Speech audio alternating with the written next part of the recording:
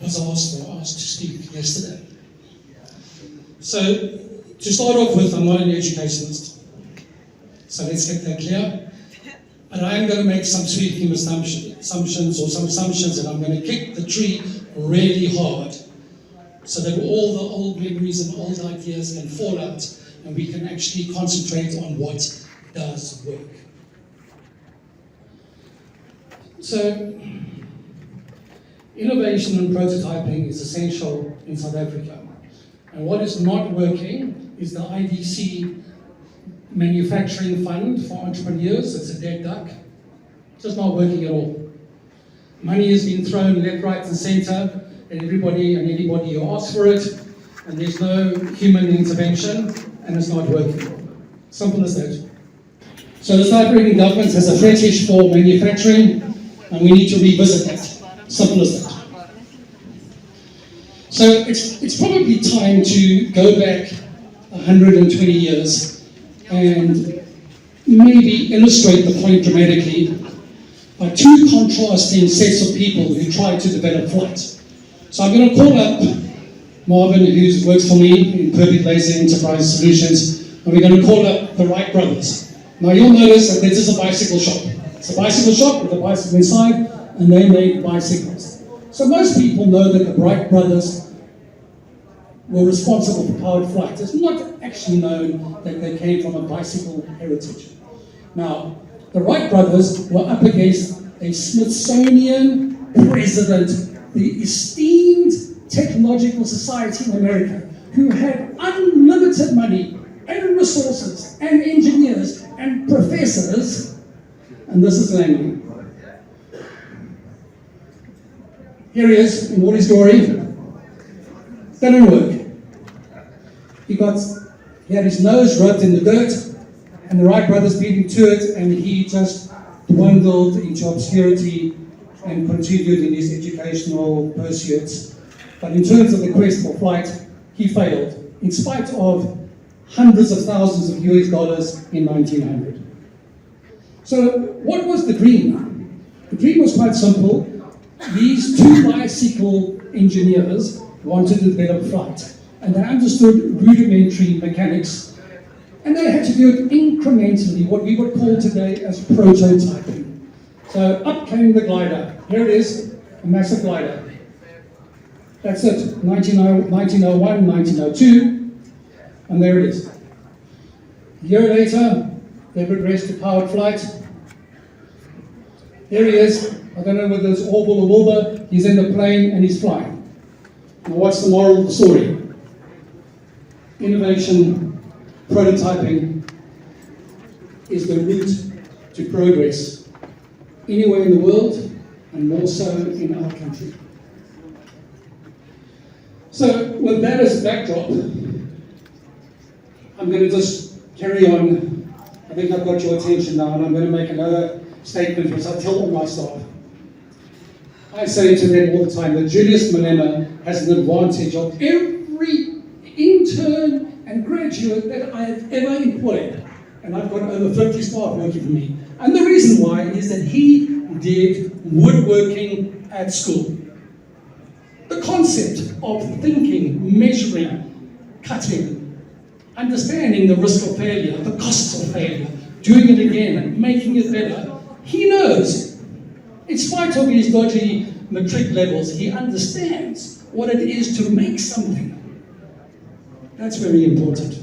Because if we can't make something, how are we going to have a manufacturing, how can we throw billions of rand at manufacturing programs and the money just evaporates?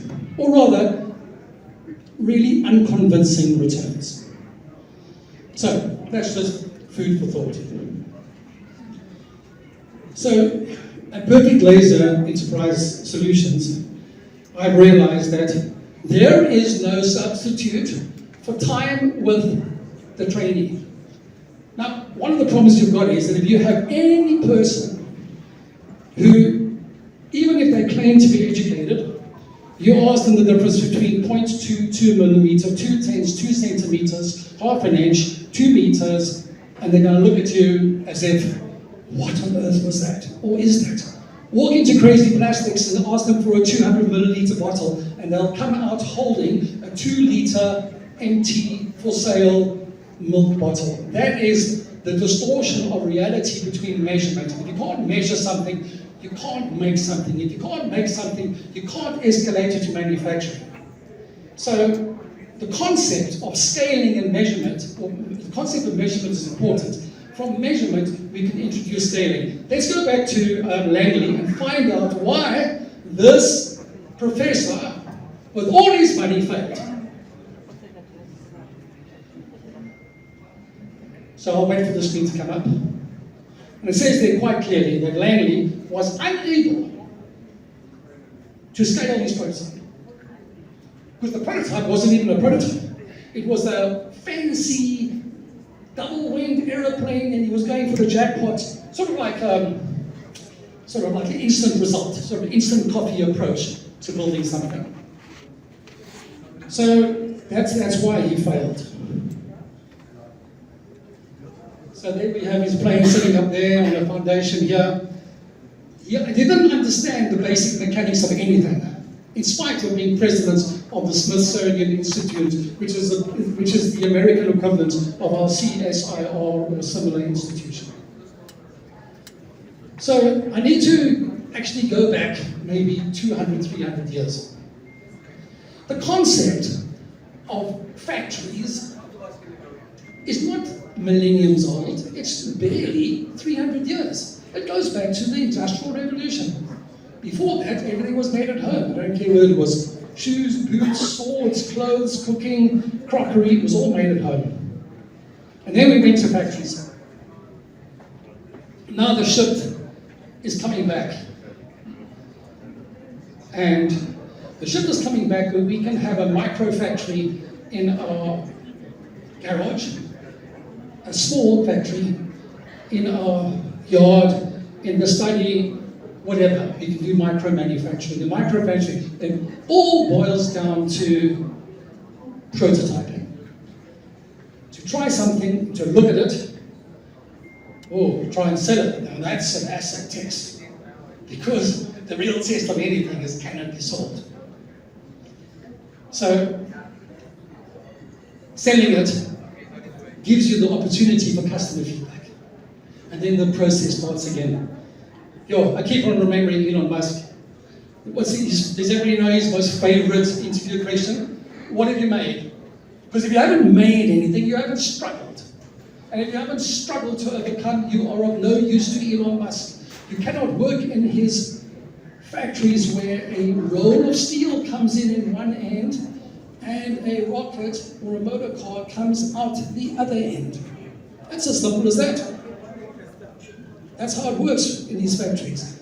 And he wants the best guys to try and fail. If you haven't failed, we all know in life that failure is part of learning.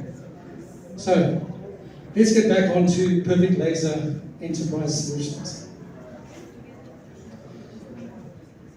Because the world has moved towards making stuff from home, there are plenty of factories that can make 30,000, 50,000 of X, Y, and Z. But nobody can really make it this shape, that size, that picture, that color, that functionality. And that's where customization comes in. So customization and manufacturing sort of go hand in hand. If you can make it bespoke or original to your design, you will get clients. It's as simple as that. And that's what we do at Perfect Laser here. Our machines, Marvin, can you call up our machines? Well, maybe you guys should look at my stand. We've got a horse made out of a CNC. We have got a 3D printed racing wheel, driving wheel, sitting on our stand. We've got a jukebox sitting on our stand. Wonderful stuff, guys. Wonderful. Creativity is the most amazing release for anybody. But it has to start fairly young, and there has to be perseverance. And in the process of customization, students, youngsters, teenagers, adults will learn the value of time and the relationship between materials, design, time, client acceptance. Those are the ingredients to be successful And in the process, we don't have to worry about whether youth employment will drop. It will drop by itself. Give the youngsters the possibility of making something. To make something and hold something you've made is incredible. I mean, this is not even anecdotal. The day a staff member works at my company, I say, right, who's your mother, who's your father, if you go to church here, make stuff. Cups, mugs, gifts, tokens, military text. Show them where you work. Show them what you're doing. And the joy on their faces coming back the next day, we suddenly, chests are puffed out, they've got acceptance, the family, the church, they know what you're doing, and the feel-good factor is incredible. To make something is what we need. It's what feel-good is. That's why we are so passionate about what we do here, because our machines allow you to take a design, and by the way, what's a design? Something made on Corel Draw. The fact that you can open Corel Draw is about as useful as opening up MS Word. You have to know how to adjust it, manipulate it, and then output it to different substrates. Plastic, lead, glass, wood, all those things. It's the relationship between materials and design and machine and the client's requirements that solves the problem of micro-manufacturing and hence employment. We don't have to worry about employment, we have to worry about allowing kids to make stuff. The employment will taper off or be under control by itself. I can promise we've seen enough clients of ours who've bought our machines, come to our free Saturday end training sessions every Saturday in Warwick. In fact, in every one of my branches around the country, it's free every Saturday for training. You know, gosh, I'm going to be 70 in a couple of years' time, and I don't have time to actually wait for natural evolution of things to happen. I have to kick the tree every single week. So that's why my staff, we open every Saturday. Online support is till 7 or 8 o'clock every night, because for instance, when does an entrepreneur or a micro-manufacturer ever stop work at 5? You've heard of this term called poly-jobbers, or whatever it is. Those are the things that come home and where ideas are born, and they're looking at their machine and they've got a design on the screen and it comes out looking like, oh, that's not a dog, it's like a cat. Well, it's the design integrity, or whatever the case may be. So we were there to help them.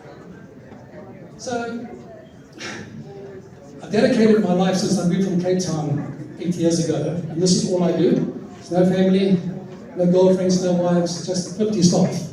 And that's what we do. And it is rewarding for me to see the success taper through to staff and to clients. And you know what we say to them? We say, guys, welcome to the journey. You've got your first machine, 5,000, 10,000, 20,000, whatever. That's one tool in the toolbox. Now, a mechanic doesn't have one tool. You can't fix a car with one spanner. You need a whole range of tools, because the world's becoming more competitive. There's a tool for this, and a tool for that, there's a machine. And suddenly, they start to get it. And yet the common factor is the software and the brain for creativity. The machine is purely the output. What substrate determines what machine? You can't cut a machine that cuts wood and then take it to cut steel. It's just not going to work. The machines are not like that. So, with prototyping, I call that micro-manufacturing. This is I understand it to be a rather technical audience or education-wise here. So prototyping is a term maybe they understand in our environment. We call that trial and error. We call it testing, trying again. And that iterative process of getting better and better is what allows our clients to succeed.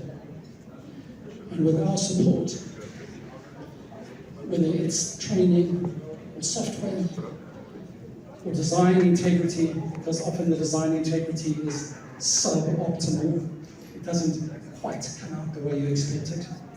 To guide them through that process. We are solving South Africa's problems, but I'm only one person with 50 staff. And I'm not able to do it on my own. So that's why we came here today, to actually say to you, this does work. I'm not saying that what you guys do doesn't work, but I'm telling you, for the amount of money and time I've invested, which is really such a small percentage of what the state has put into education and manufacturing programs, and NYDA are dishing out 100,000 rand per person who goes there for businesses. It actually is suboptimal. I've often challenged people in government to say, come on, let's take one of my staff here and see what they're like in 3 months' time, versus one of you guys who just got the money and sitting at home with the machine. They don't even rise to the challenge because they know they can't match it. This is the passion. My staff are passionate. You can hear the passion in my voice. We love what we do, and we know it works. And I'm just here to tell you that it does work. And maybe the field is very segment, micro-manufacturing into manufacturing. But from a small machine comes a big machine, and then a factory, and then staff. I see it with my clients. The domestics and the gardeners become assistants. Then from assistants they become machine operators. It's so obvious because I've seen it. I'm just telling you it's obvious. And that's what we do. That's my story.